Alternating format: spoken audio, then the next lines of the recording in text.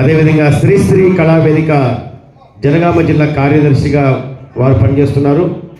భారత కీర్తి, స్త్రీ శక్తి, ఝాన్సీ రాణి వంటి పలు అవార్డులు తీసుకున్నారు. అదేవిధంగా గత కొన్ని సంవత్సరాలుగా సాహితీ సేవా కార్యక్రమంలో పాల్గొంటారు. పాటలతోనూ కవితలతోనూ చాలా అందరినీ అలరిస్తుంటారు. వారు ఇప్పుడు తమ కవితను పాట రూపంలోన కవిత రూపంలోన మీకు వినిపిస్తారు.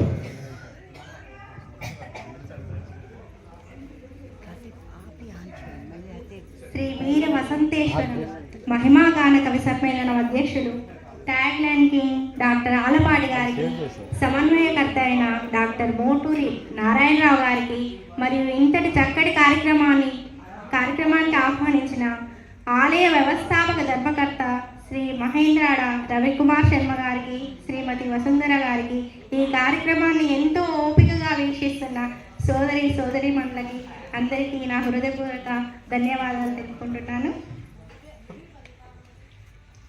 నా కవిత శీర్షిక ఆనంద తాండవం.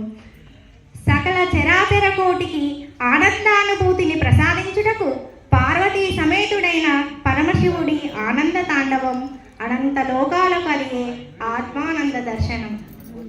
ముక్కోటి దేవతలు మునిపొంగవులెందరో మహదానందముతో మంత్రముగ్ధులై పరవశించగా తగదుం తగదుం తగదిమి నాదములతో తుంపుర నారదులు జతులు పాడగా తలతల మెరిసే కైలాస శిఖరమునందు శివతాండవముతో సందడి నెలకొనగా నందీశ్వరుడి తోడ ప్రమద గణాలే పరవశముతో చిందులు వేయగా నవరసాలొలికించుచు నాట్యమాడినే భవుడు భవానీ సమేతుడై. నవరసాలొలికించుచు నాట్యమాడినే భవుడు భవానీ సమేతుడై. గల్లు గల్లు మని కాలి గజ్జెలు మోగగా గగనమందు తారలే తడదని మన నిరవగా ఇలయందు వెన్నెల ముత్యాల ముగ్గులే పరవగా సప్త వర్ణాలతో హరివిల్లు సందడే చేయగా జగతి నేలే జననీ జనకులు జతకట్టి ఆడిన వేళ పొడవి పులకించును ప్రకృతి పరవశించును అది లోక కళ్యాణమవును.